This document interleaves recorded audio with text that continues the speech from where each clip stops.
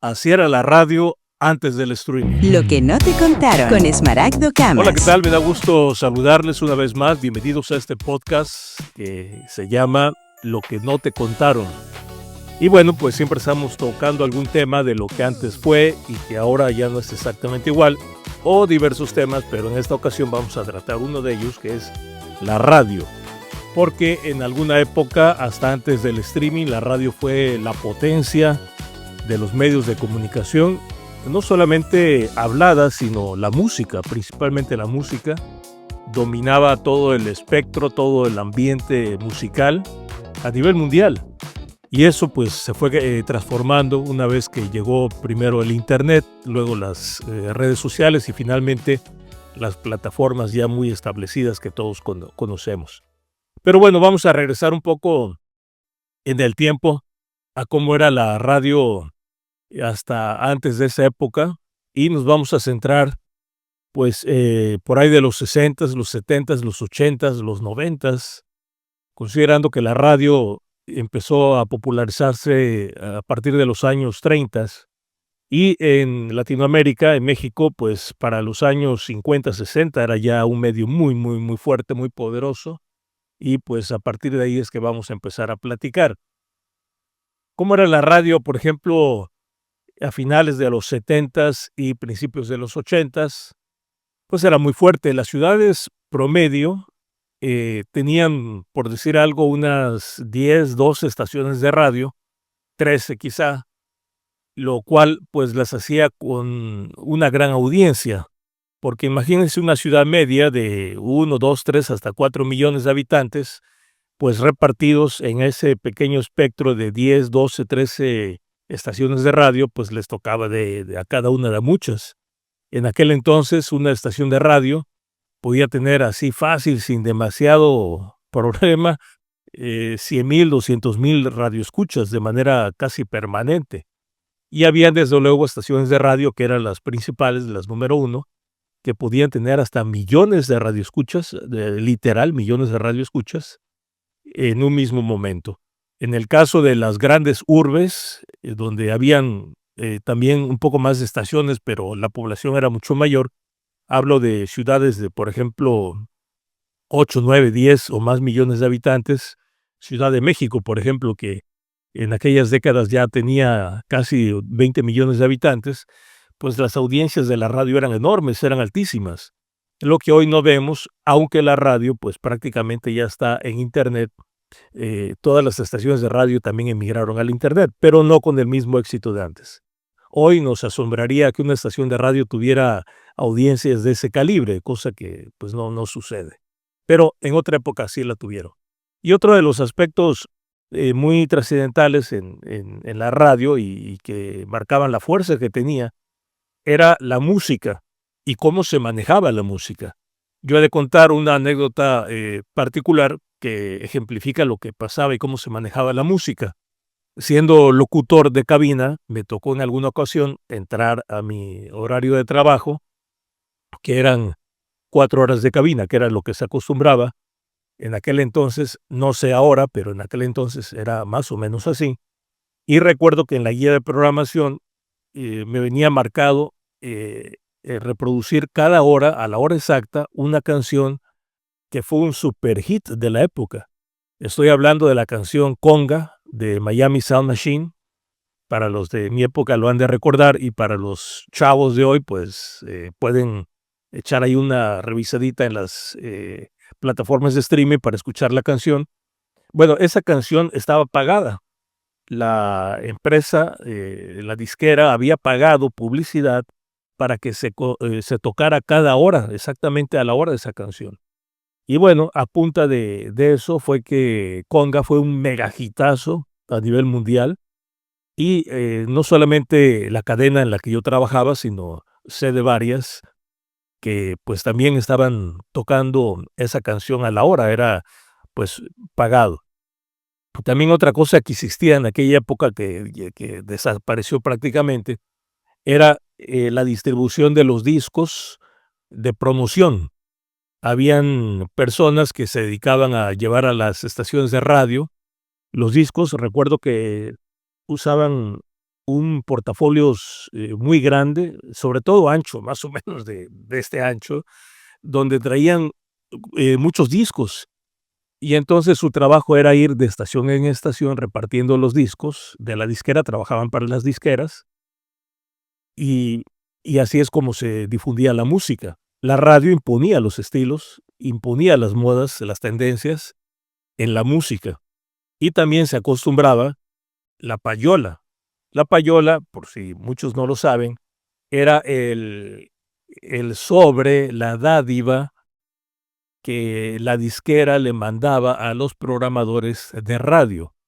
No tanto a los locutores, sino a los programadores, porque también en aquel entonces, eh, porque muchos no lo saben, no se pasaban las canciones así porque uno quisiera, sino que había un departamento de programación que se encargaba de hacer la lista de las canciones que se iban a transmitir durante las 24 horas que duraba la transmisión en sus diferentes espacios de radio. Ya luego, eso se laxó un poco, fue cambiando, también dependía de la estación de radio. Las grandes cadenas sí eran muy estrictas en lo que se transmitía, mientras que las estaciones de radio más pequeñas, pues le ponían menos atención. Pero ahí era donde llegaban los promotores de las disqueras y le daban al programador, pues ahí una mochada para que estuviera programando la canción. Eso desde luego que no era legal y se hacía disque a escondidas, pero todos sabíamos que existía la payola. Otra cosa de la radio de aquel entonces que puedo comentar era también la cuestión de la publicidad y la economía de las estaciones de radio, que era muy, muy fuerte. Prácticamente quien tenía una estación de radio en aquel entonces era un millonario. Cualquier estación de radio, aún la más pequeña del pueblo más lejano, hacía mucho dinero, porque no había otros medios y la gente pues necesitaba anunciar sus comercios, sus tiendas, y recurrían a la radio. Por ejemplo, en la década de los 70s, 80s, cuando ya existía la televisión, digamos, ya muy fortalecida, los patrocinadores iban a la radio porque era mucho más económica.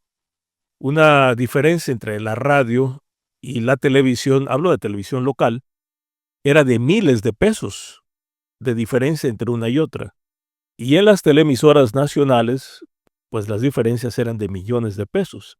Así que la radio podía tener mucha, mucha clientela porque el grueso de la publicidad se transmitía a través de la radio. Incluso los medios impresos empezaron también a batallar con eso porque la radio era mucho más económica. Yo diría que en algún momento fue la publicidad más económica que existía y eso la hizo hacerse de mucho, mucho dinero y muy fortalecida. Pero pues eso cambió porque hoy en día la verdad es que la radio está sobreviviendo. Ya no es lo que fue antes. Es un estupendo medio de comunicación, pero con la llegada del streaming, pues todo cambió. Porque no hay que ser un genio para saberlo, también hay cifras que lo comprueban. La gente ahora ya escoge lo que quiere escuchar a la hora que lo quiere escuchar. Y eso también fue llevando a un cambio a partir del año 2000, que ya empezó a aparecer también las plataformas o las aplicaciones donde se distribuía la música. La primera de ellas, Napster. En el momento en que la gente empezó a compartir los archivos de música, las estaciones de radio empezaron poco a poco, paulatinamente, a declinar. Y bueno, al grado de que ya hoy en día, les decía, pues ya no tienen las grandes audiencias que tuvieron antes. Y el otro factor también que hay que destacar tiene que ver con el pegue de la música, con el impacto de las canciones y los artistas. Hoy en día hay artistas que muchos de nosotros no conocemos, no ubicamos. Sin embargo, son un gran éxito en algún sector en particular.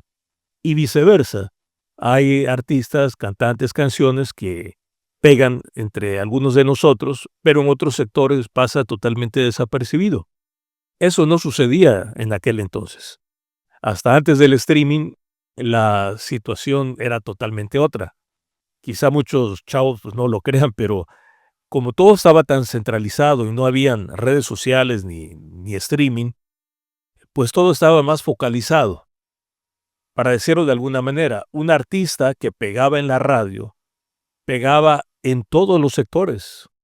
O sea, un artista que pegaba, o una canción que pegaba, no había una persona en ese país o en el mundo, dependiendo del tamaño del éxito, que no estuviera enterada. Todos sabían, lo que no sucede ahora. Porque ahora hay artistas que han pegado, pero que, insisto, muchos no los conocemos por nuestra edad, por las redes que usamos, etcétera. Y viceversa, hay otros que a nosotros nos gusta, pero a los demás no, porque todo está muy segmentado. Actualmente tenemos millones, así literal, millones de posibilidades de escuchar, porque cada individuo se ha convertido en una estación de radio. Cada persona, con su teléfono celular, pues habla o escucha o difunde la música que quiere.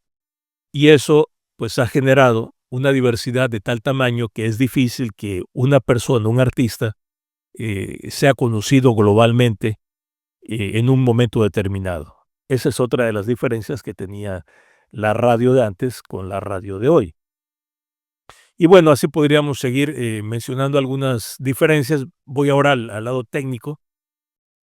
En aquel entonces la radio pues no era digital, era analógica y tocábamos los discos en las tornamesas, incluso las más rudimentarias antes de que aparecieran las tornamesas con las pastillas que tenían punta de diamante. Eso fue ya en la última época de la radio, hablo de en la transición de 80s a 90s, antes de que llegara lo digital. Era la forma en que tocábamos la música y los comerciales se transmitían desde unas cajas, que eran más o menos de este tamaño, que se llamaban cartuchos, y se transmitían en un aparato que se llamaba cartuchera. Ahí se metían los cassettes, que eran cassettes grandes, de una cinta de 3/4 de pulgada, y así pasaban los comerciales. Era manual. Tenían 2 botones, básicamente el de arrancar y el otro que era el stop, que paraba automáticamente cuando terminaba el comercial. Y era un rack con varias entradas para meter los comerciales que iban corriendo. Otro detalle de la radio de aquel entonces, que todavía hoy existe, hay algunas cabinas que eran con una división donde estaba el operador de radio y del otro lado el locutor. Luego, en algunos casos, se eliminó esa doble cabina y ya el locutor empezó a operar directamente el equipo. Eso también empezó a suceder en la radio. Tuvo que ver también con los presupuestos, porque como acabo de mencionar, pues la radio empezó a facturar menos de lo que facturaba originalmente. Ya por ahí de los 90 empezó a aparecer la radio digital, pero no el CD. Hubo un lapso entre lo análogo y el CD, que fue el disquete DAT, que era un disquete muy pequeñito, pero era ya un sonido digital. Eso trajo una gran revolución a la radio, y tanto que la gente pues le gustaba porque tenía una calidad de sonido superior que la gente no podía tener, porque la gente todavía estaba en el audio análogo. Poco después llegó el CD, que ya fue el sonido digital para todo el mundo. Y desde luego la radio dejó el DAT, el cassette DAT, para pasar al CD también. Y bueno, ya de alguna manera se democratizó también el sonido de alta calidad. Hoy, por cierto, está como que de moda regresar a los discos de vinilo, y hay muchos que afirman que el disco de vinilo suena mejor que el disco digital, o bueno, ya no disco, sino el archivo digital. Y bueno, la verdad es que no. Los que vivimos la radio de aquel entonces sabemos que el vinilo no supera la calidad del audio digital. Sin embargo, pues tiene un sonido muy particular, muy agradable, y es totalmente válido seguir usándolo. Hay gente que lo romantiza y bueno, está bien, cada quien puede tomarlo como guste, pero en realidad la transformación del audio vino a partir del sonido digital. Otro tema que puedo comentar es cuando surgió la radio de FM. Originalmente pues no teníamos tan buena calidad, pero con la frecuencia modulada que surgió entre 80s y 90s, pues vino otra gran revolución de la radio. Recuerdo también que cuando empezó la FM, los productores y los radiodifusores decían que la radio de FM no era para hablar, sino era nada más para escuchar música, aprovechando la gran calidad del audio que había y que además pues ya era digital. Pero poco a poco empezaron a hablar en la radio de FM. Hoy les parecerá extraño, pero originalmente no habían locutores de radio de FM. Solamente estaban en AM. Y poco a poco fueron ingresando. Y los primeros que entraban a la radio de FM, pues eran voces muy aterciopeladas, voces muy graves, muy agradables, que era otro de los aspectos de la radio de aquel entonces. Los locutores debían tener ciertos tonos de voz, ciertas inflexiones, se imposaba mucho la voz, aunque eso fue cambiando poco a poco. También en la medida en que se requirió más personal, porque al crecer la radio con las estaciones de FM y al incorporar a los locutores, pues se necesitaron más voces y ya no se podía ser más o tan estricto en lo de los tonos, las intenciones, las impostaciones. Y bueno, entraron a la radio mucha gente de aquella época, gente joven, que tenían pues matices diferentes, y hubo un momento en la radio, antes del streaming, en que ya no importaba el tono de la voz ni la intención, sino lo que importaba era la personalidad del locutor. Y bueno, pues en términos generales, así era la radio en aquel entonces. Para los que lo vivieron, ya sea como radioescuchas o como productores o locutores o gente de radio, pues lo han de recordar. Y para la gente muy joven, para los chavos, pues quizá no lo sabían, y les he relatado en términos generales lo que era la radio, que sigue siendo un gran medio de comunicación, pero ahora pues las estadísticas lo marcan. Regularmente se escucha en los carros porque la industria pues ha presionado mucho para que los carros se abstengan de de incorporar radio de internet, cosa que sí sucede, pero pues en menos medida. La radio sigue siendo la compañía de algunas personas, pero ya no las grandes audiencias.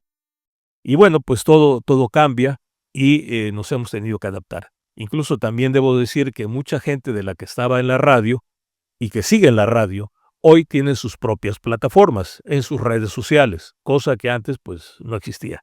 Eso también da una idea de cómo la radio pues se ha modificado, porque antes un locutor, un informador, un periodista en la radio, pues solamente estaba en su estación de radio.